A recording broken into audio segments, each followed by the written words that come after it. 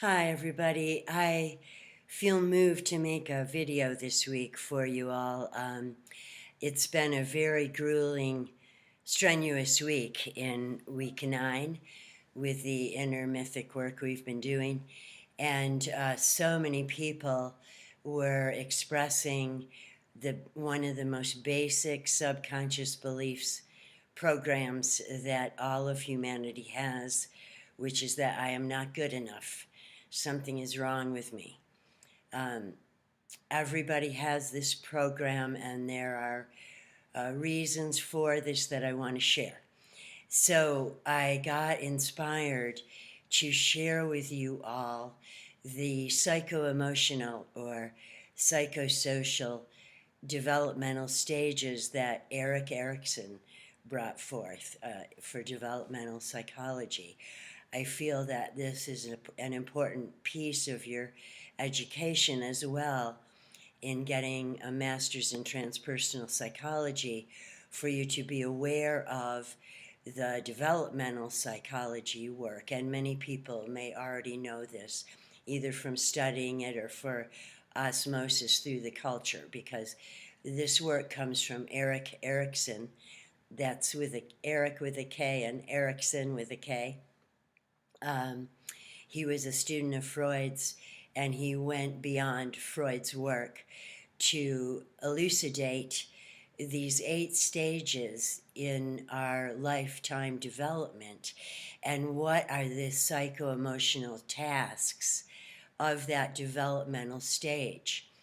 Now, and you'll see as I go through these how you personally have been affected with feelings that you have now of anxiety, depression, confusion, despair, not feeling good enough, all the stuck places in us, all the limiting beliefs and stuck places that we take on in childhood from actually in the womb onward, okay? Because when we're in the womb, we are pure consciousness, and we take on feelings, thoughts, beliefs that our mother and those in her environment are carrying. We absorb these even while in the womb, okay? So when our mother is nervous about the pregnancy, maybe doesn't want the pregnancy, maybe her relationship with the father is not good, or the father has disappeared, or the many, many things you can imagine during that time that affects the developing fetus, the consciousness in the womb. Okay, so we already are birthed with some imprints, some psycho-emotional imprints from our mother in the womb. Now, the thing to think about as I talk about these stages of development with you is that most women are not fully self-actualized themselves when they are young mothers. They are not, they haven't gone through the developmental stages successfully themselves, okay? I read a book many decades ago that was a famous book by Alice Miller called The Drama of the Gifted Child.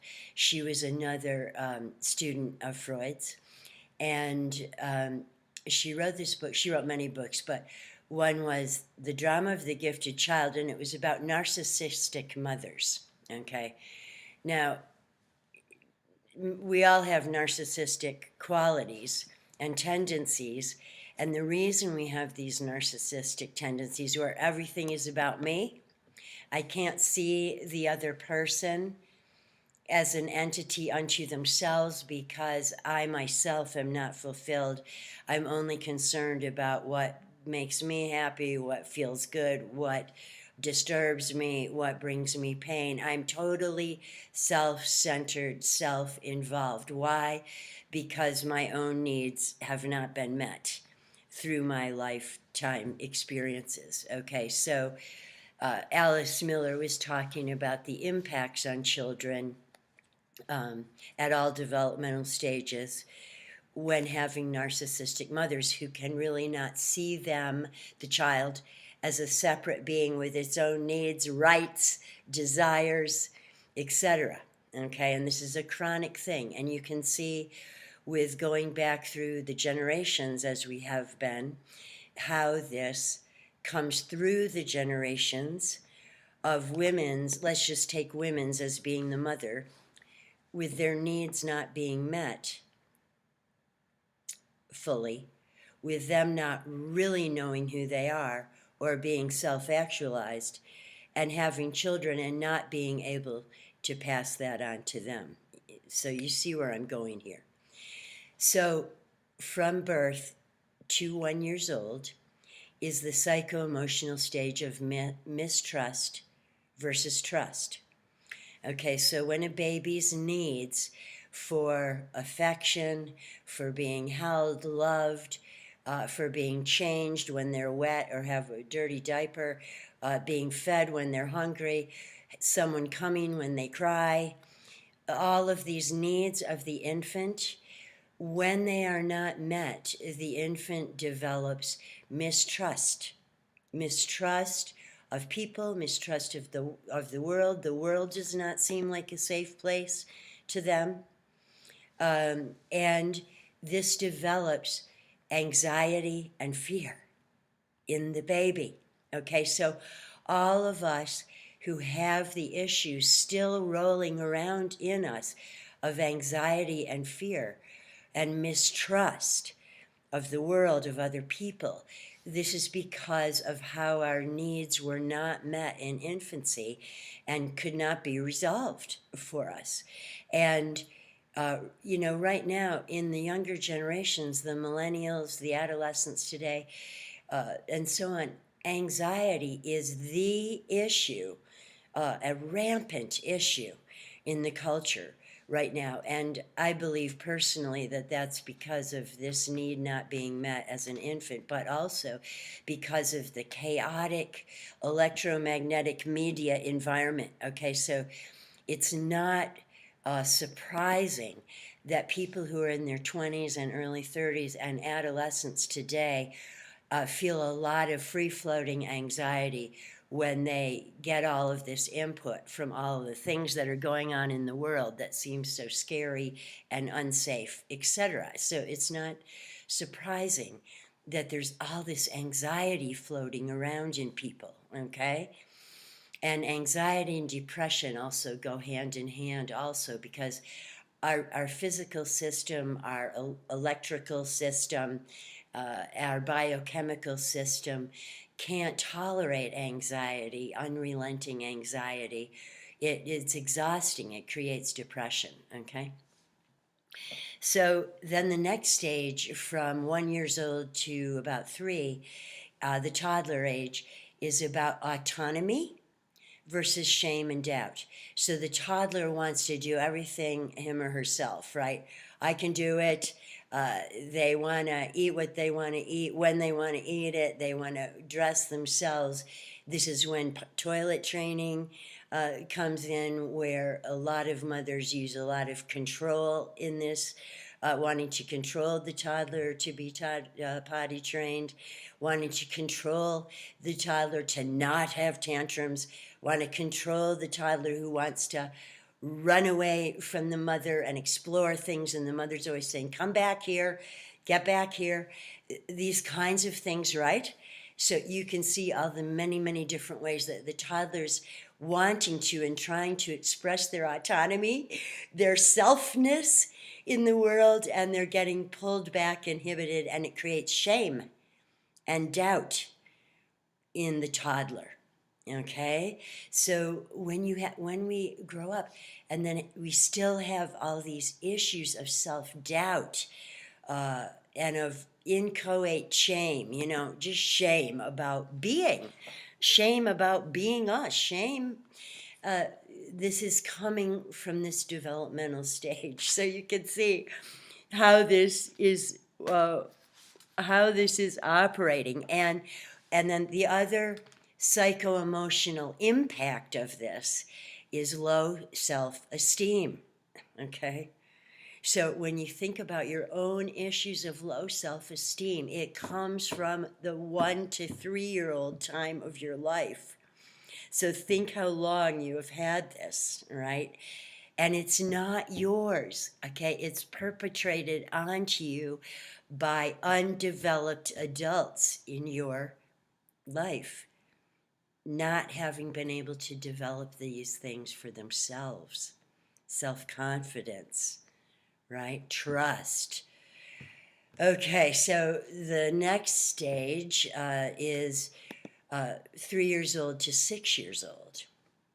And this is the stage of initiative versus guilt. So starting at about 3.5, 4 years old, that age group really loves to act like adults, okay? They have great ideas. They want to do stuff. They want to create things. They think they can do everything like adults can, and they want to, right? And it's also at this age that young children become very concerned with their peers and peer groups and being part of a peer group, or you're never going to be my friend, you're not my friend, and all that kind of stuff, or feeling left out by peer groups, or trying to find their way to be part of the peer group, okay? I was a daycare teacher for many, many years, working with infants to 5-year-olds, so I'm very familiar with these developmental stages and seeing how children work these things out. So, but when children at this age, in the 3 to 6 year old range, are held back by the adults around them, whether parents, teachers, grandparents, whoever are the adults around them, they develop then feelings of guilt for wanting to initiate play, initiate works of genius from their heads, whatever that may be, right? That they are Superman, that they are Wonder Woman, that they can make a beautiful painting, that they can share what they want to say, all things like this, right? And let me see, I did read about this again today to get some notes here. So children at this age start comparing themselves also to their peer group. So when everybody, and we all have it, these issues of comparing ourselves to others. Do I measure up? Am I the prettiest? Am I the smartest? All of these things come during this age, this early age, and either developing confidence, self-confidence, or lack of confidence, feeling I'm not good enough and I'll never be good enough. I don't measure up, okay? And interestingly, this is the time when we go, if we haven't gone to preschool, we go to kindergarten and then to first grade. This encompasses those years when we really start, especially in first grade, getting graded, okay? So I'm an A student, I'm a B student. I mean, creativity, my doctorate is in creativity, and grades are antithetical to creativity. It suppresses the freedom to learn and the spirit of the freedom to learn within human beings, okay? Because it sets up this whole comparing and competitive mindset, and it sets it up at this early age, and it continues all through childhood and adolescence. And so it is so destructive to the sense of self, because then we either develop the feeling that we're better than everybody, or we're worse than, less than, okay? And we turn into a superior type person or a rebel, right? But neither of those things are finding our true self and what our gifts really are, because it's all coming from other people's judgments of us, okay? So you can see that you can see the effects of all these psycho-emotional tasks being not fully resolved, right? And this is what this mythic work that we're doing is bringing up. And it is strenuous, as everybody has been recognizing and feeling. So the next stage, 6 to 12 years old, is industry versus inferiority. Oh, this is where we really start comparing ourselves to others. And we develop a sense of pride and accomplishment, or feel inferior, inadequate, and that we don't measure up. Sorry if I got a little confused there. I know the earlier stages better, since that was my arena of work for so many years.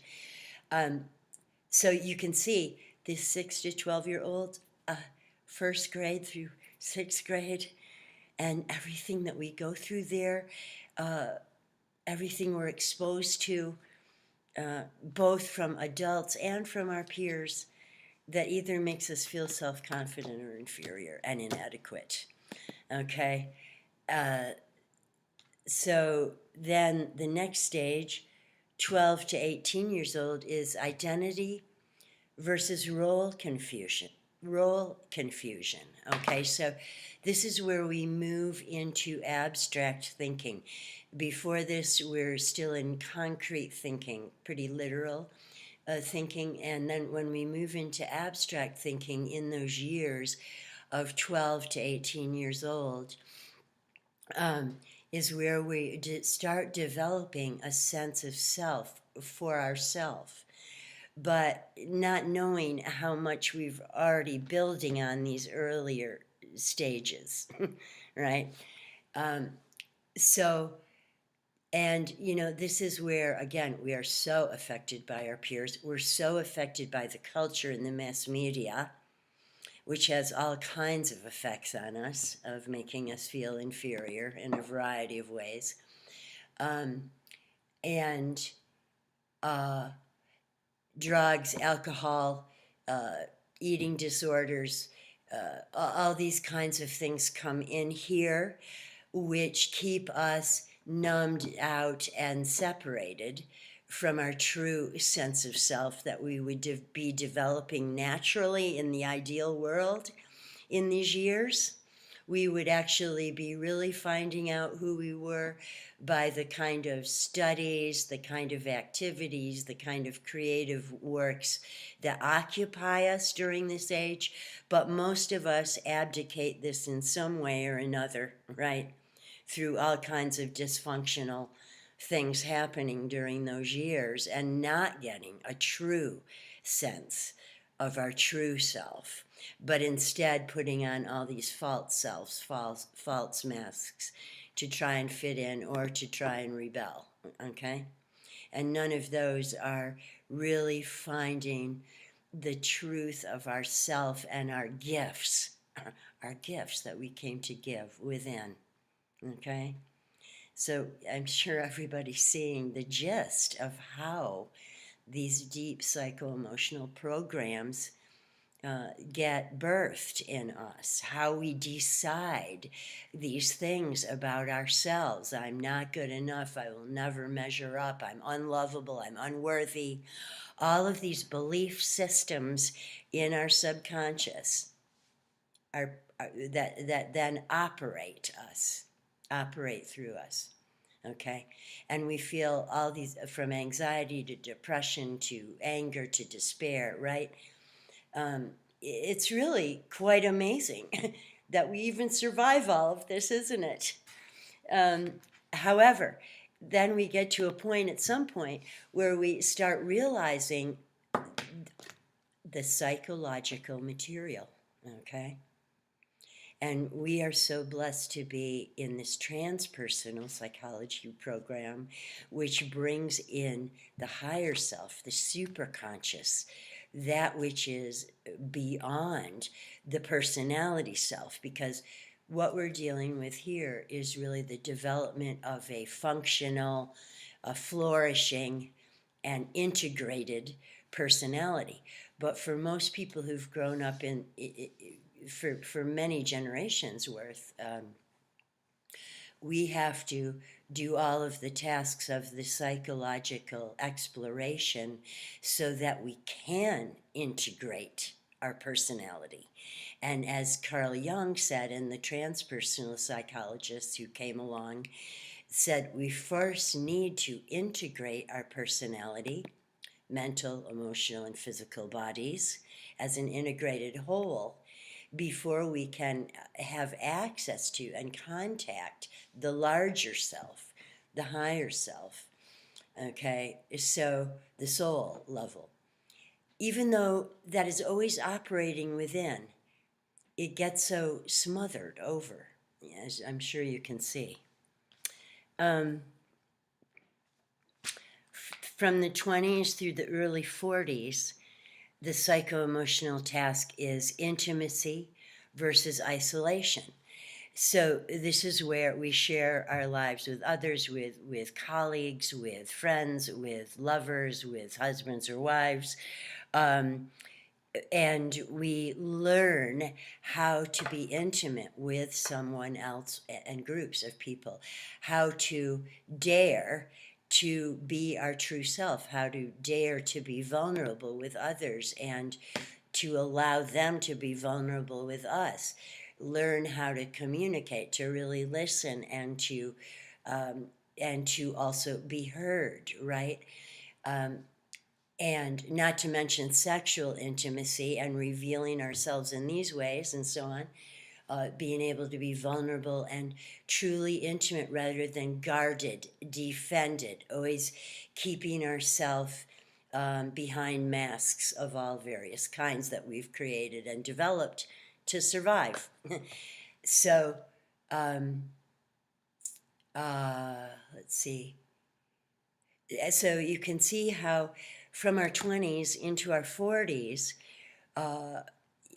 if we have not been able to develop a true sense of self and within, and know who we are within, know what we love, know what we value, know ourselves, okay, then we feel this sense of isolation, okay, like nobody really knows us, like we can't really be ourselves, like it's too scary to be vulnerable and intimate with other people, etc. Okay, so you can see the gist of this.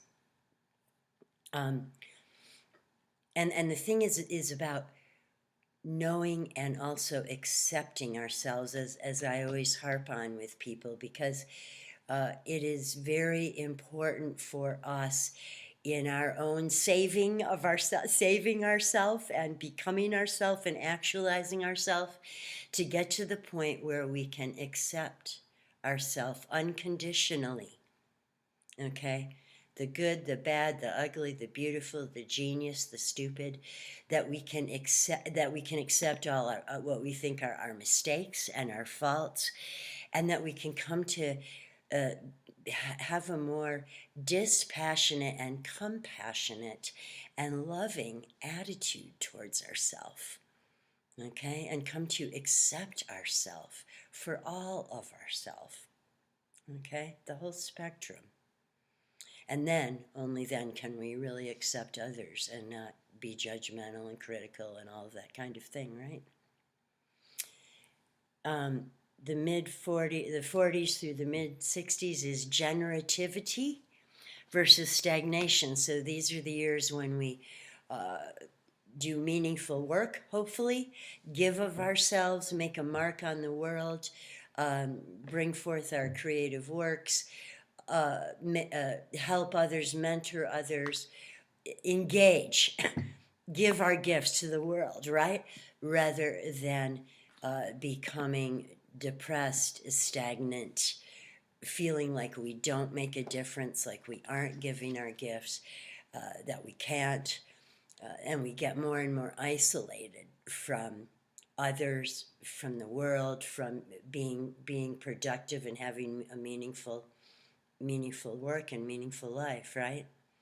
And then the last stage of life that Erikson went into was from the mid 60s to death, being integrity versus despair. So being able to look back on your life and seeing that it's been meaningful, that you've given to the world and to others, and that your life has made sense to you, and that you feel you've been productive and had an impact, versus obviously feeling bitter, despairing, depressed that you did not fulfill your life, that you did not fulfill what your soul came here to do, because you never got through the psycho-emotional waking up to take back your power, and to work through all these unresolved psycho-emotional issues that come through the generations.